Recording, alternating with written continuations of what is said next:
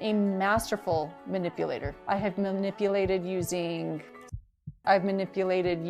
external rewards. I have wanted something and I'm going to get it no matter. A year ago, my daughter was saying her prayers. Eve, she was 6 years old at the time. And she was saying her prayers and she said the cutest thing. I thought it was so cute.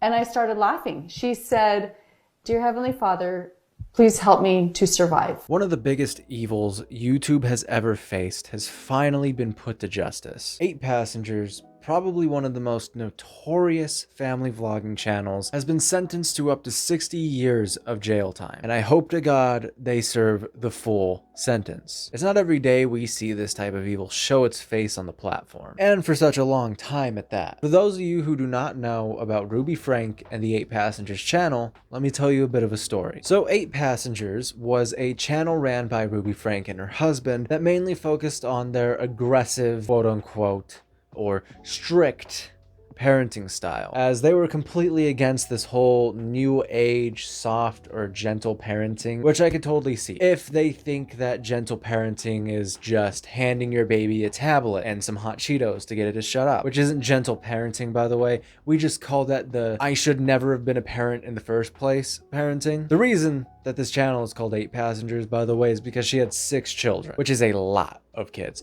Which, if you want a lot of kids, cool. You do you, so long as you can take care of them. But it's very clear that they couldn't take care of these ones. I won't be getting into the entire history of 8 Passengers in this video, because if we were to do that, I would have 2 one-hour-long video essays, which I don't really have time for. So we will just be going over what led to this story blowing up and what is happening within the court case. A couple of months ago, the 12-year-old son of Ruby Frank was found jumping out of his second-story window, completely malnourished, with duct tape around his wrist and around his ankles, going to the neighbor's house asking for food and water.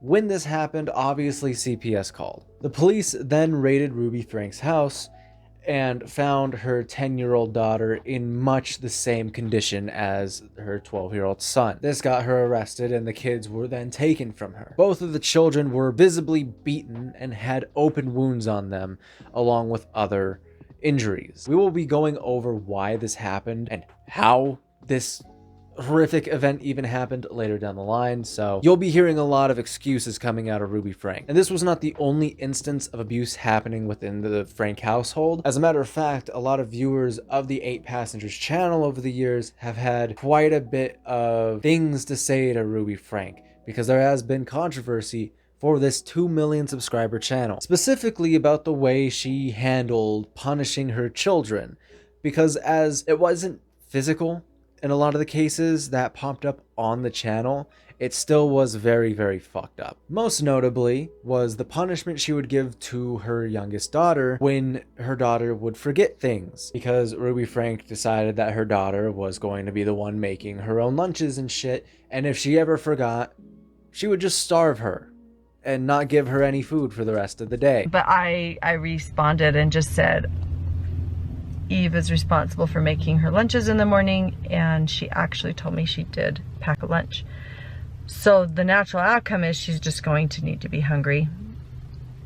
And hopefully nobody gives her food and nobody steps in and gives her a lunch. She'd also taken away bedroom privileges from her oldest son for several months, all simply because he pulled a prank on his brother, which is a fucking insane response to have to that. Like, yeah, he's gonna pull a prank on his younger brother. That's kind of how brothers work, dude. What the hell? I've been sleeping on a beanbag since October, and they gave my room back like 2 weeks ago. I'll give you the reason why I lost my bedroom.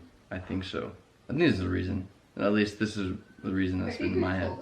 It's pretty funny, but now that I look back, I mean, it's pretty depressing. No, we never told our viewers. That I woke Russell up at 2 in the morning and told him that we're going to Disneyland and he has to pack. And he got up and made his bed all neatly and then packed all his clothes in a suitcase.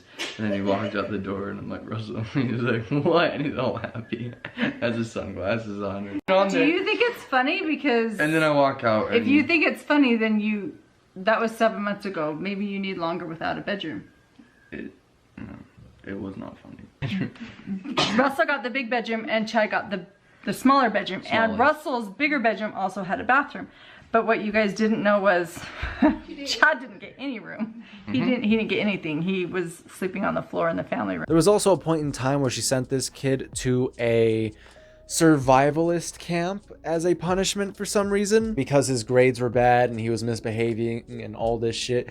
It's a really strange clip when they are trying to explain what this place is. Today has just entered the Anasazi Foundation Wilderness Therapy Program, where he's going to spend the next 8 to 10 weeks living in the Anasazi Desert. yeah, the desert mountains of Arizona. So you're probably wondering, what did Chad do? Okay, we're not even going to entertain that stuff, but it's an accumulation of things over years, well before we ever started YouTubing or well before we ever got into social media. And it's reached a point where Chad needs to develop some very basic maturity and skills that he's going to need as an adult. And This is a chance for like a reset, like a start over, like a do-over, like a fresh beginning. yeah. Digging a little into it as well, the place has a lot of issues going on, and there have been reported instances of abuse happening there as well, which is kind of crazy you would send your kid there. I mean, it's not like they gave a shit, clearly. There was a lot of red flags on the 8 Passengers channel way before any of this broke out. But what really started ramping it up was the separation of Ruby Frank and her husband and the introduction of Jody Hildebrandt, who you're going to hear a lot of from this point on in the video. Jody Hildebrandt is the founder of a company called Connectious, which is honestly more of a cult than it is a company, but we'll get a little bit into that later. It's not very clear how these two met, but their history goes back all the way to 2003 or 2005, I don't remember the exact date. And they were never really major friends until this incident, because Ruby Frank ended up kind of pushing everyone away after a while and stopped recording on 8 Passengers and mainly focused on her Instagram for her more dedicated followers. This is kind of where we get a lot of the cult language and a lot of the semi-horrific things that you end up seeing later down the line in this video. The moment these two became very close, it was obvious why from Jody's perspective. Ruby was a massive family vlogging channel with a lot of pull. Like I said, this channel, 8 Passengers, had around 2 million subscribers at the time of it being around. It's currently not around. Obviously, YouTube took it down. And Jody wanted to use that fame and that pull for her company Connectious, mainly because it focused on family values and it focused on parental help and supervision. But the message that was being pushed from Connectious through Ruby Frank was dark as shit. There's no other way to really describe it outside of cultish. She describes the world as having many distortion, which you're gonna hear that word a lot. And these were distortions that children needed to be taken away from and would need cleansed out of them, as well as the world is too distorted for them to be raised properly. This type of cultish language really started to take over Ruby's Instagram, and it was just weird. It was through this belief that the world was distorted that she used to justify her harsher punishments towards the children. And by harsher punishments, I mean just beating them and not feeding them, tying them up basically, and letting Jody do whatever the fuck she wanted to these kids. For years, I've chosen to follow counsel and guidance that has led me into a dark delusion. My distorted version of reality went largely unchecked, as I would isolate from anyone who challenged me. I was led to believe that this world was an evil place, filled with cops who control, hospitals that injure, government agencies that brainwash, church leaders who lie and lust, husbands who refuse to protect, and children who need abused.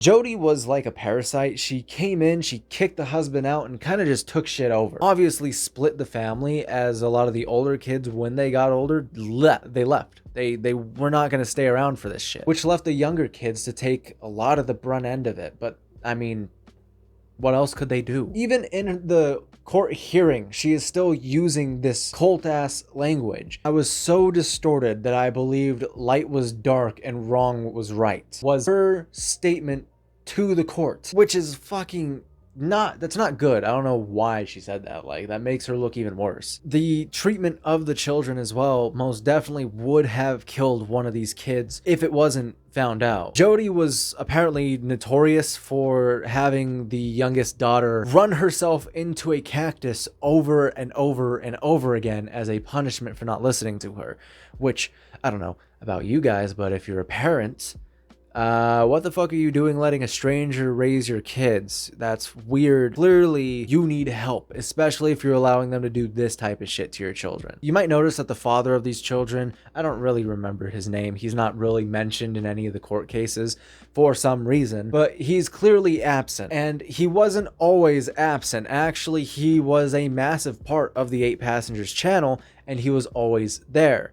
But he started becoming a lot more passive when Jody got involved, because Jody kind of infected him as well and just stuck him in a home. He willingly allowed all this shit to happen. He clearly knew about the abuse because he was also partaking in the abuse in some instances, which is very clear because he was the one dishing out a lot of the punishments in the original 8 Passengers channel. So he should also probably get the book thrown at him too. And I hope to God that Jody and Ruby both get the book thrown at them, because the minimum sentence they could be facing is 4 years instead of 60, which if that happens, I'm gonna have some strongly worded letters to send to the court. Family channels on YouTube have had a really dark history on YouTube, and I genuinely don't think they should be around. It's such a predatory business, because that's what it is. A YouTube channel is a business. It's not some fucking diary. You can't make money off of diaries unless you're dead or famous. And family channels are notorious for exposing their kids to shit way, way, way too early,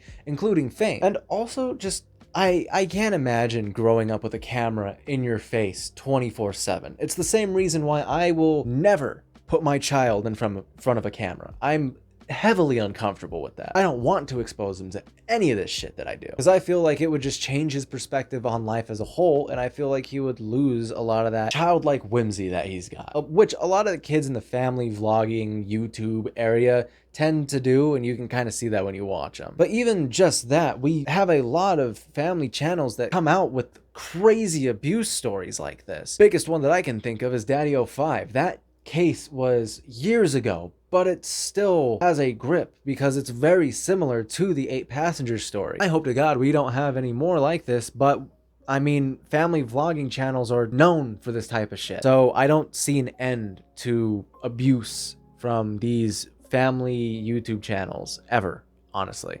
I wouldn't be surprised if in the next couple of months we see another one come out like this. Anyways, if you liked the video, please go ahead and leave a like, please go ahead and leave a subscribe, and please comment down below. Let me know what you think about this whole thing. Did I get something wrong? Did I get it all right? Am I epic?